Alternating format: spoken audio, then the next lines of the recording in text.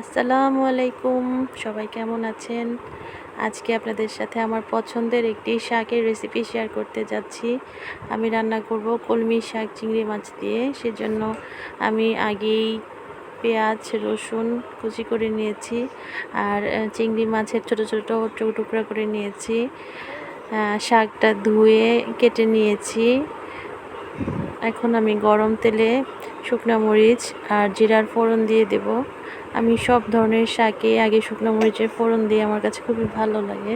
শুকনো মরিচের ফ্লেভারটা খুবই ভালো যায় শাকের সাথে। এখন শুকনো মরিচ এবং জিরার ফোড়ন দেওয়া হয়ে গেলে আমি কেটে ধুয়ে রাখা চিংড়ি মাছের টুকরাগুলো গরম তেলে দিয়ে দিব এবং ভালো করে ভেজে নিব।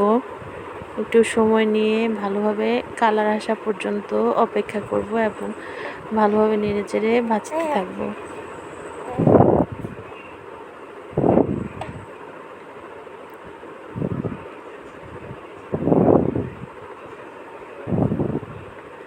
ভাজা হয়ে গেলে আমি দিয়ে দিব পেঁয়াজ রসুন কুচি দিয়ে তারপরে দিয়ে দিব লবণ পরিমাণ মতো। খুব বেশি লবণের প্রয়োজন নেই, হাফ চা চামচ পরিমাণ হলেই হবে। এখন দিয়ে দেব সব ধরনের শুকনো গুঁড়া মশলা। এখানে সব ধরনের মশলাই খুবই অল্প পরিমাণে দিয়েছি, যেমন ধনিয়া গুঁড়া, জিরা গুঁড়া, শুকনো মরিচ গুঁড়া এবং হলুদ গুঁড়া সবই হাফ চামচের চেয়েও কম।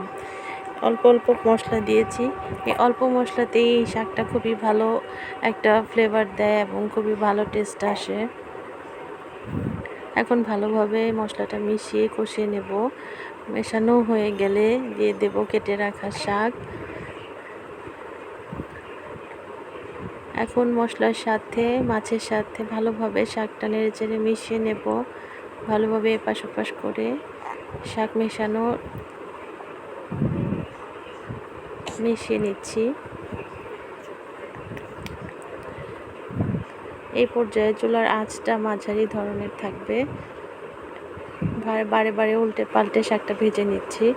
এটা কিছুক্ষণ উল্টে পাল্টে ভেজে নিতে হবে এবং শাকের রঙটা পরিবর্তন হওয়া পর্যন্ত একটু নাড়তে হবে। এখন দিয়ে দিচ্ছি ফালি করে রাখা কাঁচামরিচ। এই তো এখন হয়েই গিয়েছে শাক, নামিয়ে ফেলবো এবং এভাবে একটু রান্না করে দেখবেন যে কেমন হয় টেস্ট। আর ভিডিওটি যদি ভালো লেগে যায় তাহলে আমার ভিডিওতে প্লিজ একটা লাইক করবেন এবং আমার চ্যানেলের পাশে থাকবেন, সাবস্ক্রাইব করবেন। থ্যাংক ইউ এতক্ষণ ধৈর্য ধরে ভিডিওটি দেখার জন্য। সবাই ভালো থাকবেন। আল্লাহ হাফেজ। আসসালামু আলাইকুম।